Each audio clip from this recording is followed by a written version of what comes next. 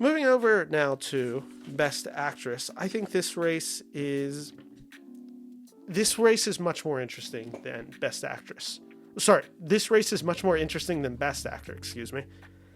And it's more interesting because I think the top 8 have legitimately good chance of all being nominated, and there's like two to maybe even 3 spots that feel open, and there's performances that feel vulnerable. There's just been a lot of hubbub about this. There's some category fraud, in my opinion, in here. So let's just get into it. So I have 13 names again.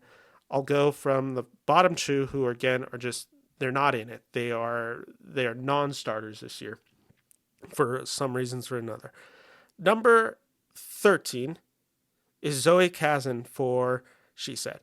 This film is DOA. It was dead on arrival. It wasn't like a hugely talked about film. I believe it premiered at the New York Film Festival to good reviews, but not great reviews. I liked the movie a lot. I thought Kazan was really good in it, but it was bad at the box office. There's been really no love for it. It's the other performance in it, Carey Mulligan, who was, I think, probably primed more to be the nomination / maybe even winner. She's not getting in, it looks like. So I just don't see this film getting any love. Zoe Kazan for She Said. Too bad. I really like this performance. Number 12 is just another performance like it. It had all the qualities that you think could get someone a nomination for Best Actress, just didn't get there. Had a $45 million budget, had a $50 million gross. There's been no discourse about this movie. I kind of forgot this movie came out. It had a pretty silent release despite making some money, and it's Naomi Ackie. It is Naomi Ackie for I Want to Dance with Someone. This is the Whitney Houston biopic. Biopics and musical biopics have seemingly done well at the Oscars the past few years. What happened, though, was no one saw this film, or not enough people saw this film and made it a sensation. You know, the ones that do get nominations are the huge sensations. Walk the Line got nominations for Phoenix. You had, obviously, Freddie Mercury, portrayed by Rami Malek, win. You have Elvis this year. Naomi Ackie went nowhere this year, in the sense that I Want to Dance with Somebody was just kind of silent. And if a film about Aretha Franklin can't get in last year, there's just no way that a Whitney Houston one is going to get in this year. It's just the truth of the matter. Number 11 is Emma Thompson for Good Luck to You, Leo Grande.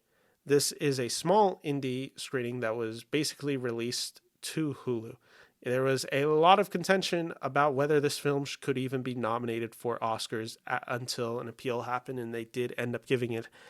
Basically, it was this issue of it didn't have a 7-day release in theaters before streaming, thus eligibility was not eligible until these rules changed. It just doesn't make for a good... Here's the thing. Academy voters probably got annoyed at that ruling. I'm sure they're not thrilled with that. I'm sure they were annoyed having to adjust the rules for just this one performance that didn't follow the basic 7 days.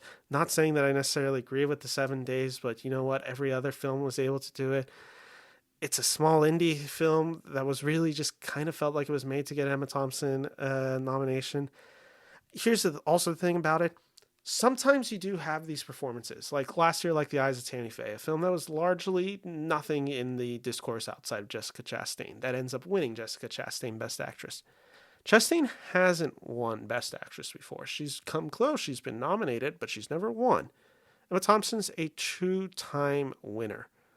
1 for writer, 1 for actress. That's what I'm saying by that is the Academy's rewarded her. She has her Oscar acclaim. They're not just going to throw another Oscar nomination at her just because of the type of performance it is, because they've rewarded it. Had this been another actress who's never won and it's been long overdue, maybe a better chance she makes it in. I just don't see any real chance of Emma Thompson making it in. That's why she's my number 11. Coming in at number 10 is Rooney Mara for Women Talking. Women Talking has had one of the weirdest release schedules to it. I just became able to see it a few days ago. I haven't gone out to see it yet because of the storms that have been heading Northern California. But like I said, it's a film that has come out very late. It struggled with SAG nominations. It struggled with BAFTA nominations. I think ultimately one of the big issues that Women Talking has is that there's so many leads in it. that no one's actually really sure if one person is the lead actress in it. It's this complicated thing where it's just like, don't they all kind of share the same amount of screen time? And Rooney Mara was kind of propped up as the lead in it. But it's just, I think, the case of so many performances that are deserving, plus the fact that Women Talking hasn't fared well. It just doesn't seem like she's ever, one, been really the real contender for this. It always felt like Buckley and Claire Foy were being pushed. But ultimately, so that's why I'm not putting Rooney Mara in there. It's like I said, it's been kind of weird to see the rejection of this film so quick. This kind of felt like a film that was sure to be a major frontrunner at this year's Oscars, and it's at this point definitely a little underperforming, and it's been had a very quiet release due to how late the release was. Coming in at number 9 is a performance that is also from a small indie film. It had some critical buzz about it for a while. People were like, oh, this is a good return to form for this actress. Her co-star in the film seems to be most likely getting a Best Supporting Actor nomination, or at least be in heavy contention for one. And that's Jennifer Lawrence for Causeway.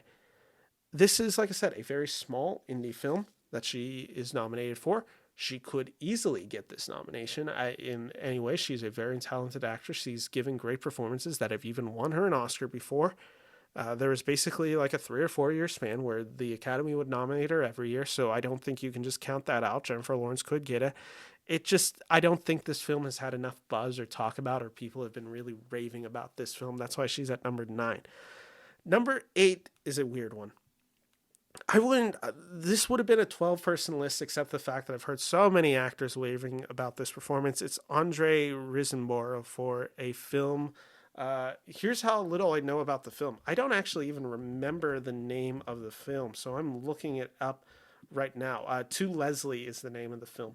Haven't seen it, haven't heard of it literally until last weekend, when all actors out of the blue were just like, this is a great performance. This is one of the best screenplay, or this is one of the best actor performances ever from a leading woman. Notice that a lot of the actors that are raving about this performance also are of the same publicity company that she is part of. She is a part of CAA. That's who represents her. That's who a lot of these actors have been represented by. Coincidence? I'll let you decide. This seems like such a weird random film to come out of nowhere. But I mean, the amount of actors that are talking about it, you do just have to think about it for a second. But ultimately, knowing nothing about the film, it's just not getting higher on my power rankings. Remember, these are my power rankings. And if I was to put money on these, I don't want to put money on a film I've never heard of literally until last weekend. So that's why she's number 8. Coming in at number 7 is Margot Robbie. For many of the same reasons I said about Diego Calva, this film underperformed. She's the sensational part of this film. She's incredible in Babylon. You can't take your eyes off of her. With that all said, this film's been very divisive. I think this performance is probably the most universally acclaimed element of this film outside of Joshua Horowitz's score. I would be thrilled if Robbie gets in. There seems to be more people in contention above her who have arguably better chances, or have gained nominations that are a surprise and seem to indicate that they have a better chance. God, number 6 on my list. I'm not putting this person at 5. It's simply the case of maybe I should put it at 5. I know on my really early Oscar ballots, I had her at number 5. I can't do it. I just can't do it with this film. I can't believe anyone would actually nominate this. This is kind of an offensive piece of trash. And while she's good in the film, she's asked to do nothing. I don't think it's by far not even probably one of her top 5 performances, if we're being real.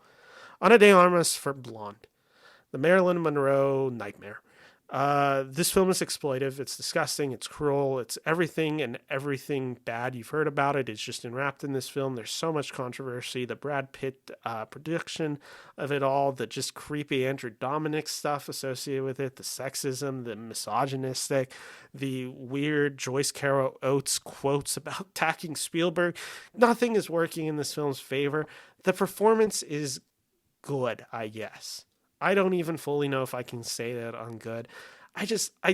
Maybe I am being optimistic that they just don't reward this film with any nominations. and that actors would have maybe a little bit more integrity in choosing roles next time. That's no necessarily criticism on Ana De Armas, but I definitely think this was a performance that she thought she was going to get nominated for, and the way she talked about it, and having the ghost of Marilyn Monroe tell her was okay. I'm just not interested in this. I don't want to see it in the top 5, so it's not on my. Sometimes we have to speak truth into existence. I am speaking my truth right now. Coming in at number 5, this is the weird one, Michelle Williams for The Fabelmans. Is she arguably vulnerable? Yes. She missed out on BAFTA. She missed out on SAG. That makes you a little bit more vulnerable. Do I ultimately think she's going to get in there? Yes.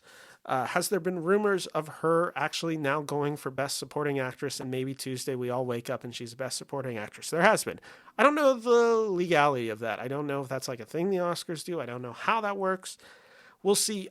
From my understanding, they were campaigning her for Best Actress. I still think she's going to get in. I think The Fabelmans has been kind of just like maybe forgotten with all the hubbub of it, but I think ultimately this performance is going to be rewarded with a nomination. Am I maybe just saying that because I don't want to see Ana De Armas in? Maybe. Coming in at number 4 is The Woman King, which stars Viola Davis. Viola Davis, very beloved actress. This was a film that definitely had box office success.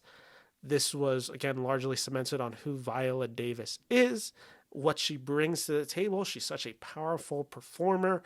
This is, again, just the Oscar seems to love rewarding Viola Davis. This is a deserving film. She feels like a pretty safe lock for this. This is, again, a type of performance out of Viola Davis that the Academy, I think, would like to award. Again, bigger film, more financial success, beloved actress, all things working in the narrative. Number 3 is Daniel Deadwyler for Till, a film I haven't seen it yet. I've been meaning to. It's just so hard to imagine watching an Emmett Till film, if we're being honest. It doesn't sound like, obviously, for many given reasons, the most pleasant film to see, but it's just so hard at that point then to be like, I'm going to watch this film. Once I watch it, I'll post a review. So again, make sure you're subscribed to the Metaverse. From what I've heard, this performance is pretty standout. It's pretty special. This seems like a performance that enough people are like, maybe this should be the Best Actress nomination and winner. So the fact that she's even competing with these other 2 names, the fact that people seem to be saying like, these are the 3 unanimous Best Actress performances of the year, and she's in that conversation, that's enough for me to get it in there. Number 2, Michelle Yeoh, Everything Everywhere All at Once. Great performance, great narrative, great just everything about it. This is a beloved actress who's never really gotten her time to shine. I put her at 2, 1 because of who the number 1 is, and 2 because the fact is Everything Everywhere All at Once is a weird movie. It seems kind of hard to believe that the Academy would fully embrace this, but we'll see. Coming in at number 1, no shock. It's the best acting performance I saw this year. It's an actress who has already won 2 Academy Awards, arguably giving her best performance to date. It's a film that she is basically in it from minute 1 to minute 2 hours and 43 minutes into the film, however many minutes that is. That would be, I'm not going to do math live on air. That's Cate Blanchett for Tar. Lydia Tar has become a sensation. This is her award. Pack it up. It's all over. This is Daniel Day-Lewis and Let There Will Be Blood. No one's beating her this year. This is going to be her third This is going to be her third win. Cate Blanchett is getting the Oscar. Michelle Yeoh is her best competition. I just don't see it being enough. This film's, like I said, this film is Cate Blanchett in every way. And this is just a film that is not going to lose Best Actress. It's that all-consuming. And it's literally like the black hole of the Best Actress race. Everything is being compared to Lydia Tar. That's why it's number 1. So again, that list is coming in at number 13, Zoe Kazan for She Said. Number 12, Naomi Ackie for I Want to Dance with Somebody. Number 11 is Emma Thompson's for I Love You, Leo Grand. Number 10 is Rooney Mara for Women Talking. Number 9 is Jennifer Lawrence for Causeway. Number 8 is Andrea Riseborough for a movie I just heard of last week, In Leslie, I think that's what it's called. Number 7 is Margot Robbie for Babylon. Number 6 is Ana De Armas for Blonde. Jesus Christ.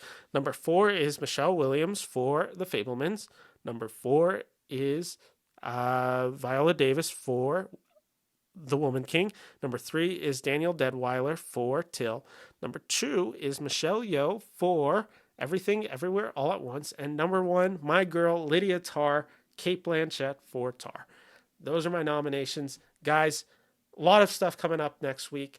I will be at Sundance for most of next week, so I'll have a lot of pre-recorded videos coming out your way. I will be doing a episode where it is just me talking about the films that I will be seeing at Sundance, giving an overview of the festival, all that. So that will be dropping probably the day I start going to Sundance, which is Tuesday. And then I will have my Best Picture nominations on Monday before the awards actually get announced, before the nominations get announced. So that's it. Thank you all for watching. If you like this video, make sure to like and subscribe here to the Beniverse. My name is Ben Friedman. Follow me on Beniverse Media on all social media. Thank you all for watching. Take care. Bye-bye.